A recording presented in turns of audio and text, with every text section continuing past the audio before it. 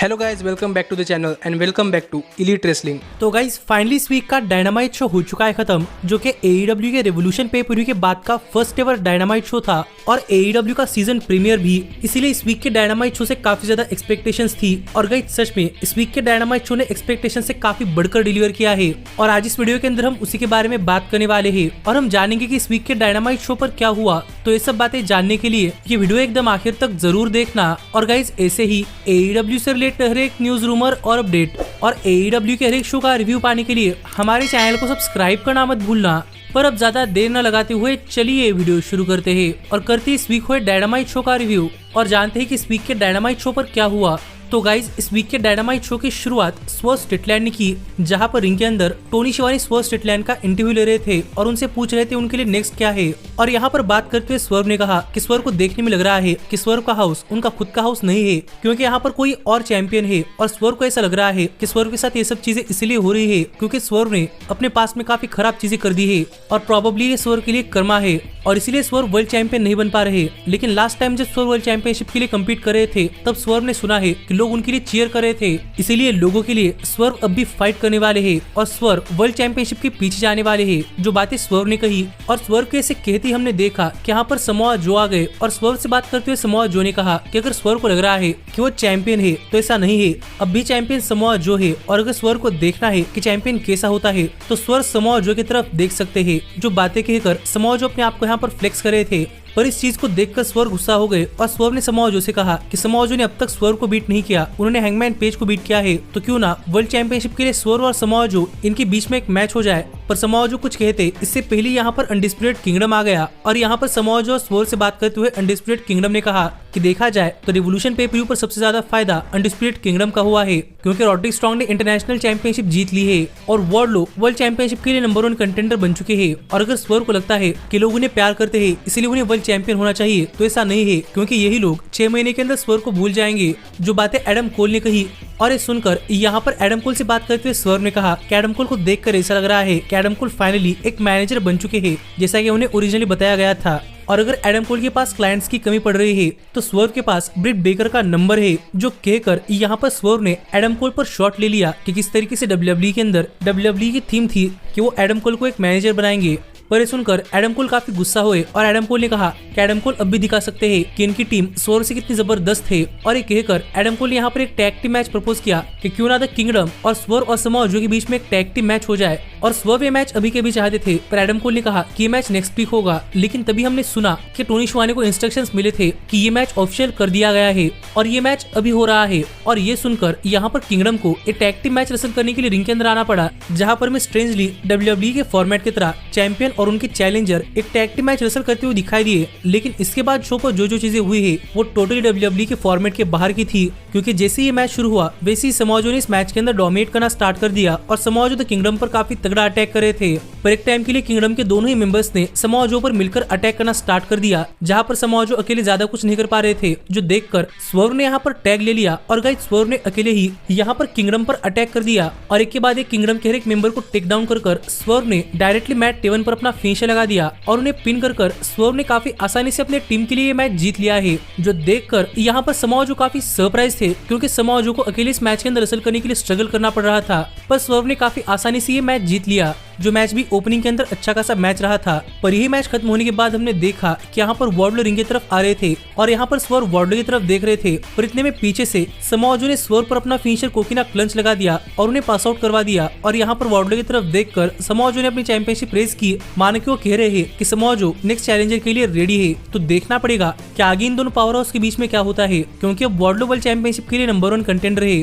पर इसके बाद हमें शो पर हुक और पावर हाउस हॉब्स के लिए हाइप वीडियो देखने को मिला, जिसके बाद रेन पैकेट बैक स्टेज में हुक का इंटरव्यू ले रही थी। पर यहाँ पर हुक कुछ कहते इससे पहले क्रिस जेरिको आ गए और हुक से बात करते हुए जेरिको ने कहा कि लास्ट टाइम एक 8 मैच स्क्रैम्बल मैच के अंदर जब हुक और जेरिको आमने सामने आए तो हुक की रेसलिंग स्टाइल देखकर जेरिको को टैज की याद आई, जहाँ पर टैज भी जेरिको के काफी अच्छे दोस्त थे और इसीलिए जेरिको को लग रहा है कि यही फ्रेंडशिप और यही फीलिंग जेरिको और हुक के बीच में भी हो सकती है। और एक कहकर जेरिको ने यहाँ पर एक तरीके से हुक को उनके फ्यूचर के लिए गुड लक विश किया। तो देखने के लिए मजा आने वाला था कि आगे क्या होता है। लेकिन इसके बाद हमें शो पर दिखाया गया कि किस तरीके से हैंगमैन ने रेवोल्यूशन पे पर रेफरी पर अटैक कर दिया है और एज अ रिजल्ट इस वीक हैंगमैन पर कुछ एक्शन लिया जाने वाला था। और इसके बाद हमने शो पर देखा कि हमें बैकस्टेज से यंग बक्स टोनी खान की तरह एक अनाउंसमेंट करते हुए दिखाई दिए और यहाँ पर बात करते हुए यंग बक्स ने कहा कि इस वीक यंग बक्स के पास एक काफी बड़ी अनाउंसमेंट है, पर यह अनाउंसमेंट यंग बक्स अभी के अभी नहीं करने वाले। यंग बक्स रिंग के अंदर ये सब बातें बताने वाले हैं, तो फैंस तब तक ये शो एंजॉय कर सकते हैं। जो बातें यहाँ पर यंग बक्स ने कही और देखने में लग रहा था कि कहीं ना कहीं यंग बक्स टोनी खान को ही मॉक कर रहे हैं। पर इसके बाद शो पर FTW चैंपियनशिप के लिए मैच हुआ, जहाँ पर हुक अपनी चैंपियनशिप ब्रायन केज के खिलाफ डिफेंड कर रहे थे।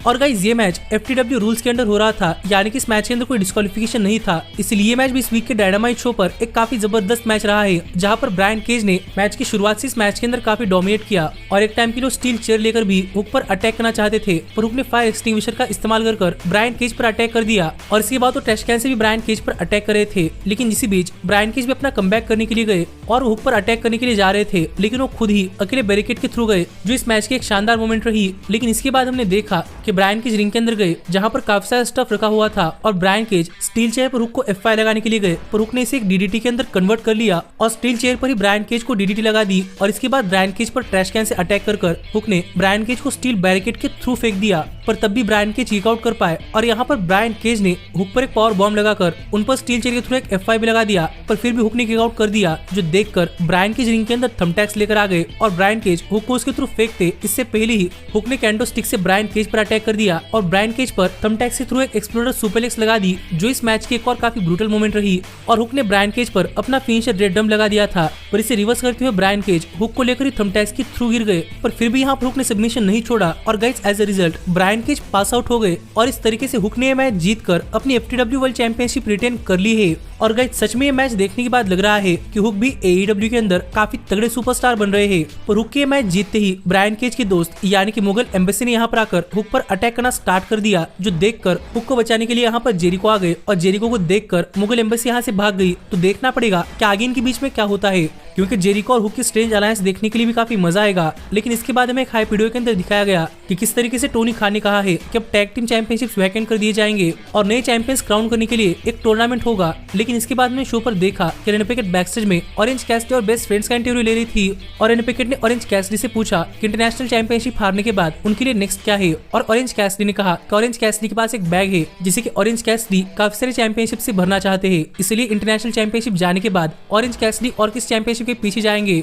जो बातें कैसिडी ने कही, पर यहीं पर जब रेनी पैकेट ने बेस्ट फ्रेंड्स को टैग टीम चैंपियनशिप्स के बारे में पूछा, तो यहाँ पर बात करते हुए चक टेलर ने कहा कि अब तक उन्हें रसल करने के लिए क्लियर नहीं किया गया, पर वो चाहते हैं कि ट्रेंट और ऑरेंज कैसिडी ये दोनों बेस्ट फ्रेंड्स की बिहाफ पर एज ए टैग टीम्स इस टैग टीम चैंपियनशिप टूर्नामेंट के अंदर पार्टिसिपेट करे, जिस पर ट्रेंट और ऑरेंज कैसिडी भी मान गए। तो देखने के लिए मजा आएगा कि आगे टूर्नामेंट के अंदर क्या होता है। लेकिन इसके बाद हमने शो पर देखा कि हमें मैट मनार्ड एक 1-on-1 मैच के अंदर किल स्विच यानी कि लुचासोरस को फेस करते हुए दिखाई दिए, और ये मैच सिर्फ इसलिए हो रहा था क्योंकि रेवोल्यूशन पे-per-view पर इन दोनों के बीच में एक ब्रॉल हुआ था और इस मैच के अंदर मैट मनार्ड लुचासोरस यानी किल स्विच पर काफी तगड़ा अटैक कर रहे थे, पर किल स्विच ने सिंपली इस मैच के अंदर अपना कमबैक कर मैट मनार्ड पर काफी तगड़ा अटैक कर दिया और एक नहीं, दो नहीं, तीन नहीं बल्कि 4 बार उन पर अपना फिनिशर लगाकर उन्हें पिन कर किल स्विच ने ये मैच जीत लिया है। लेकिन ये मैच खत्म होने के बाद भी किल स्विच यहाँ पर मैट मनार्ड पर अटैक करने के लिए जा रहे थे, जो देखकर उन्हें बचाने के लिए गार्सिया आ गए और गार्सिया ने किल स्विच पर अटैक करना स्टार्ट कर दिया, पर यहीं पर किल स्विच को बचाने के लिए निक वेन आए और इन दोनों ने मिलकर गार्सिया पर अटैक कर दिया और 2-on-1 अटैक के सामने गार्सिया कुछ नहीं कर पाए। जिसके बाद यहाँ पर क्रिश्चियन केज और उनकी फैक्शन यानी कि पेट्रियार्क यहाँ जा रही थी, लेकिन इतने में हमने देखा कि एडम कोपले ने पीछे से आकर लुचासोरस पर स्टील चेयर से अटैक कर दिया और उन्हें रैम के नीचे टेबल्स के थ्रू फेंक दिया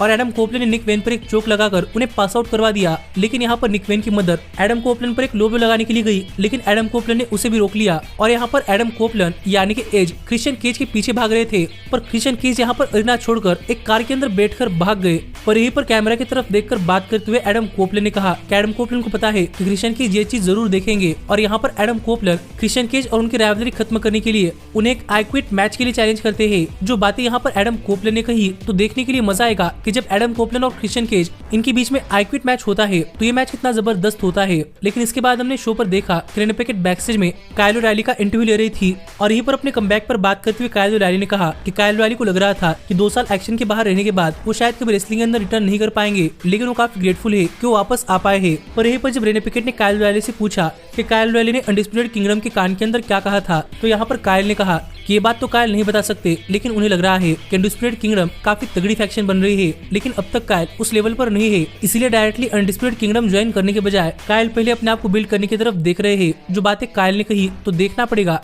कि आगे काइल क्या करते हैं। पर इसके बाद हमें शो पर स्टिंग के रिटायरमेंट के लिए हाइप वीडियो देखने को मिला, जिसके बाद टोनी शिवानी ने यहाँ पर यंग बक्स को कॉल आउट किया। और गाइस पता नहीं क्यों लेकिन यंग बक्स ने इस वीक डायनामाइट शो पर जिस तरीके से कोडी रोड्स एंट्रेंस करते थे उस तरीके से अपना एंट्रेंस किया, और ये देखकर जैसे यंग बक्स रिंग के अंदर आए वैसे यंग बक्स से बात करते हुए टोनी शिवानी ने कहा कि रेवोल्यूशन पे पर ऊपर इतना मार खाने के बाद इस तरीके के एंट्रेंस करने की हिम्मत इनके अंदर कैसी आती है, जो देखकर यंग बक्स काफी गुस्सा हुए थे और यंग बक्स ने टोनी शिवानी को रिंग के बाहर जाने के लिए कह दिया। पर सच में मुझे टोनी शिवानी का ये कैरेक्टर काफी जबरदस्त लगता है कि वो जिसको जो कहना चाहते हैं वो डायरेक्टली मुंह पर कहते हैं। पर यहीं पर आगे बात करते हुए यंग बक्स ने कहा कि यंग बक्स सबसे पहले बताना चाहते हैं कि यंग बक्स रेवोल्यूशन पे पर फेयर एंड स्क्वायर नहीं हारे थे। स्टिंग, उनके बेटे और उनके बूढ़े लोगों ने चीटिंग कर यंग बक्स को हराया है, लेकिन यंग बक्स ने वो किया है जो कि उन्होंने कहा था कि स्टिंग को रिटायर कर दिया है। पर ये सब चीजें पास्ट की रही और अब यंग बक्स आगे फ्यूचर में टैग टीम चैंपियंस बनने की तरफ देखने वाले हैं। लेकिन जहाँ तक बात है यंग बक्स के अनाउंसमेंट की, तो ये अनाउंसमेंट काफी हार्ड होने वाले हैं, क्योंकि ये अनाउंसमेंट यंग बक्स के दो फ्रेंड्स के बारे में है। सबसे पहले तो हैंगमैन पेज,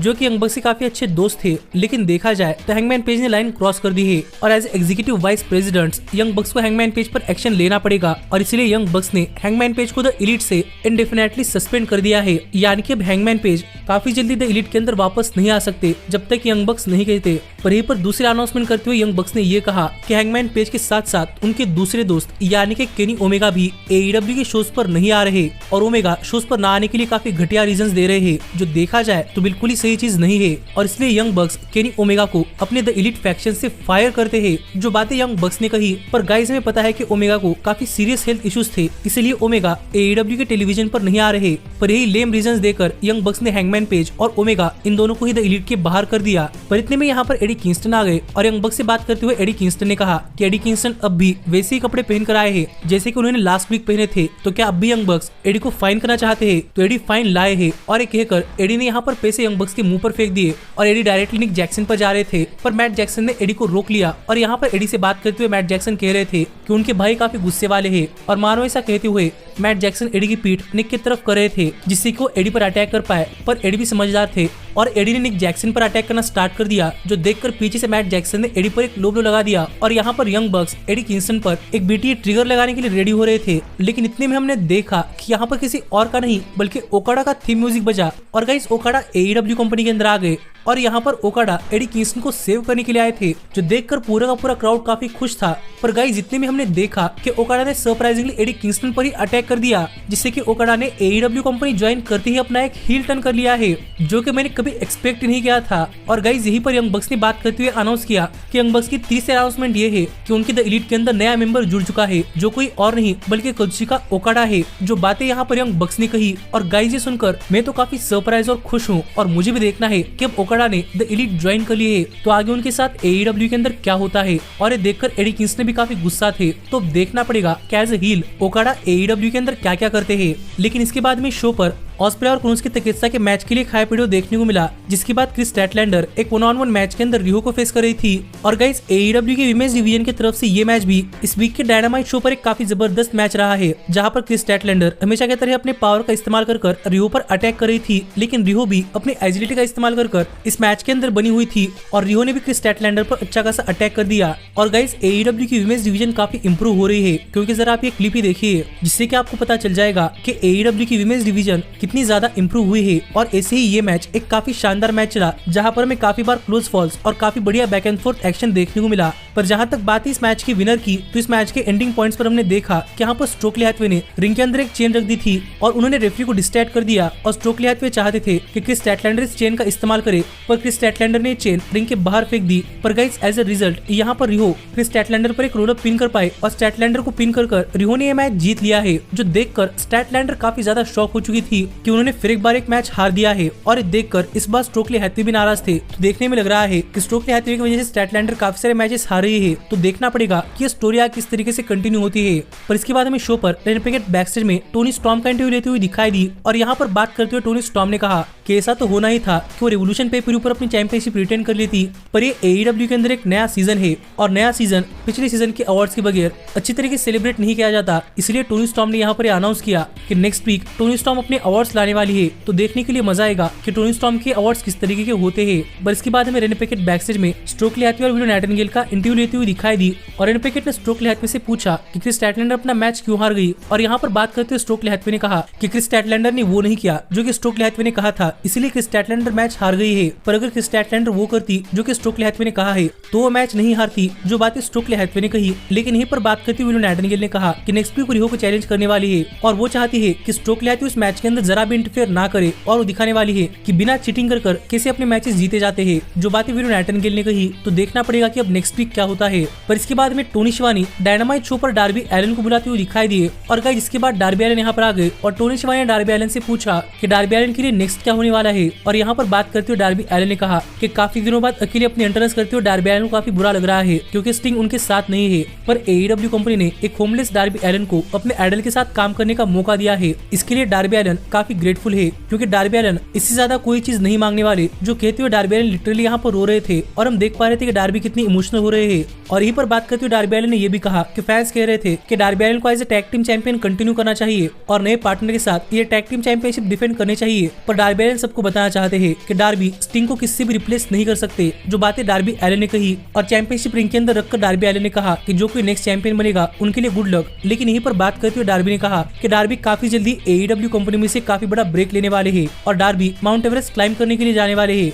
और उन्हें नहीं पता कि डार्बी माउंट एवरेस्ट से जिंदा वापस आ पाएंगे या नहीं। इसीलिए डार्बी एलन अपना फाइनल मैच काफी जबरदस्त मैच देने वाले हैं। जो बातें डार्बी एलन कह ही रहे थे कितने में हमने देखा कि यहाँ पर जे व्हाइट आ गए और इनकी तरफ आते हुए बात करते हुए जे व्हाइट ने कहा कि डार्बी एलन को देखकर ऐसा लग रहा है कि डार्बी एलन ने अपनी हर एक चीज खो दी है और अब स्टिंग AEW कंपनी के अंदर नहीं है। तो डार्बी एलन एक लॉस्ट पपी दिखाई दे रहे हैं जिनको की बांध कर रखने की जरूरत है। तो क्यों ना डार्बी एलन जे व्हाइट से फाइट करने के बजाय जे व्हाइट के साथ बैंग बैंग सीजर गैंग के अंदर आ जाए, जो प्रपोजल यहाँ पर जे व्हाइट ने रखा। लेकिन यहीं पर बात करते हुए डार्बी एलन ने कहा कि जे व्हाइट की तरफ देखकर डार्बी एलन को लगता है कि जे व्हाइट ने न्यू जापान प्रो रेसलिंग के अंदर वर्ल्ड चैंपियनशिप जीते है, पूरे ग्लोबल वर्ल्ड को डोमिनेट किया है। लेकिन जब से वो AEW के अंदर आए हैं तब से वो कार्डबोर्ड के साथ खेल रहे हैं और बैंग बैंग सीजर गैंग जैसे कैच फ्रेज इस्तेमाल कर रहे हैं कि क्या यही रियल जे व्हाइट है। और ये कहकर डार्बी एलन ने पता नहीं जे व्हाइट के कान के अंदर क्या कहा, लेकिन जे व्हाइट गुस्से में डार्बी एलन पर आ रहे थे। पर डार्बी ने बैट डायरेक्टली स्टिंग की तरह ही जे व्हाइट के गले पर रख दी और जे व्हाइट को वार्न किया और कहा कि जब डार्बी एलन और जे व्हाइट के बीच में मैच होगा तो इस मैच के अंदर डार्बी जे व्हाइट का काफी बुरा हाल करने वाले हैं। तो देखने के लिए मजा आएगा कि जब ये मैच होता है तब ये मैच कितना खतरनाक होता है। पर इसके बाद में डायनामाइट शो पर जूलिया हार्ट और स्काई ब्लू का भी एक बैकस्टेज सेगमेंट देखने को मिला, जहां पर बात करते हुए जूलिया हार्ट ने कहा कि वो इस वीक कोरियन शो पर अपनी टीबीएस चैंपियनशिप एक ओपन चैलेंज के अंदर डिफेंड करने वाली है। पर इसके बाद में हाउस ऑफ ब्लैक के लिए भी एक हाइप वीडियो देखने को मिला, जहां पर बात करते हुए हाउस ऑफ ब्लैक ने कहा कि house of black mark Briscoe को टेयर डाउन करने के लिए रेडी है और मार्क ब्रिस्को सिर्फ ये बताए कि हाउस ऑफ ब्लैक को कितने लोगों के लिए रूम तैयार करना है, अकेले मार्क ब्रिस्को के लिए या फिर उनके साथ कोई और आने वाला है। जो बातें यहाँ पर हाउस ऑफ ब्लैक ने कही। और इसके बाद हमने देखा कि रेनी पैकेट मार्क ब्रिस्को का इंटरव्यू ले रही थी और यहाँ पर बात करते हुए मार्क ब्रिस्को ने कहा कि मार्क ब्रिस्को अकेले आने वाले हैं और वो भी एक एटलांटा स्ट्रीट फाइट मैच के अंदर और हाउस ऑफ ब्लैक तैयार रहे। जो बातें मार्क ब्रिस्को कह ही रहे थे कितने में यहाँ पर जे लीथल आ गए और जे लीथल ने कहा कि जे लीथल मार्क ब्रिस्को का साथ देने के लिए तैयार है। पर मार्क ब्रिस्को ने कहा कि अगर Jay Lethal, Jeff Jarrett, Satnam Singh इन सब को लेकर आ रहे हैं तो मार्क ब्रिस्को को मदद नहीं चाहिए। पर जे लीथल ने कहा कि हाँ वो सब लोग नहीं आएंगे, जिससे कि यहाँ पर दोनों इस मैच के लिए एग्री हो गए हैं। तो देखने के लिए मजा आएगा कि कोलिजन शो पर क्या होता है। पर इस सब के बाद फाइनली यहाँ पर टाइम हो चुका था शो के मेन इवेंट का, जहाँ पर हमें विल ऑस्प्रे काइल फ्लेचर को फेस करते हुए दिखाई दे रहे थे। और guys Kyle Fletcher will osprey से करीब 7-8 साल छोटे हैं, लेकिन इसके बावजूद भी काइल फ्लेचर इस मैच के अंदर काफी तगड़े दिखाई दे रहे थे और वो विल ऑस्प्रे से भी बड़े दिखाई दे रहे थे। लेकिन जहां तक बात है इस मैच की, तो गाइस ये मैच भी डायनामाइट शो के मेन इवेंट के अंदर एक पेपर व्यू लेवल का मैच रहा है, जहां पर इस मैच के अंदर ऑस्प्रे और काइल फ्लेचर इन दोनों ने अपनी इतनी तगड़ी परफॉर्मेंस दी है कि पूरा का पूरा क्राउड भी इस मैच के लिए दिस इज ऑसम के चैंट्स कर रहा था और इन दोनों को रेसल करता हुआ देख ऐसा ही लग रहा था कि दो भाई रेसल कर रहे हैं। और ऑस्प्रे ने इस मैच के अंदर अपनी काफी तगड़ी परफॉर्मेंस तो दी ही, पर काइल फ्लेचर ने भी इस मैच के अंदर काफी लोगों को इम्प्रेस कर दिया। और ऑस्प्रे के इतने भी तगड़े मूव्स यानी कि ऑस कटर या फिर को हिडन ब्लेड, इस पर भी काइल फ्लेचर किक आउट कर दे रहे थे, जो देखकर ऑस्प्रे काफी सरप्राइज हो रहे थे। लेकिन आउट ऑफ नोवेयर ऑस्प्रे ने एक और बार काइल फ्लेचर पर अपना फिनिशिंग हिडन ब्लेड लगा दिया और गाइस फिर एक बार एक काफी शानदार मैच के अंदर ऑस्प्रे ने काइल फ्लेचर को हरा दिया है। लेकिन इसके बावजूद भी ऑस्प्रे और काइल फ्लेचर एक दूसरे की केयर कर रहे थे। लेकिन इतने में हमने देखा कि गाइस यहाँ पर कोई और नहीं बल्कि ब्रायन डेनियल्सन आ गए और जैसे ही ब्रायन ऑस्प्रे के आमने सामने आए वैसे ही शो ऑफ एयर गया है। जो सच में एक और काफी बड़ी चीज है। और गाइज मुझे नहीं पता कि आगे क्या होगा, लेकिन ये सीन देखकर तो काफी मजा आ गया और अब देखने के लिए मजा आएगा कि आगे AEW के शोज पर क्या होता है। लेकिन सच में रेसलिंग फिर एक बार काफी ग्रेट दिखाई दे रही है और आप मुझे कमेंट कर बताइए कि आपका इस शो पर क्या कहना है। और ऐसे ही AEW से रिलेटेड हर एक न्यूज, रूमर और अपडेट और AEW के हर एक शो का रिव्यू पाने के लिए हमारे चैनल को सब्सक्राइब करना मत भूलना। लेकिन अब मैं मिलता हूँ आपसे अगली वीडियो के अंदर, पर तब तक stay healthy, stay happy and keep watching elite wrestling. Hey, did you like that video? Click the screen for more. And where do you think you're going? Check out our official merchandise page and to support the entire cast. And thanks so much for being the elite. The elite, the elite. What, Nick, you're not going to sing it all with me this time?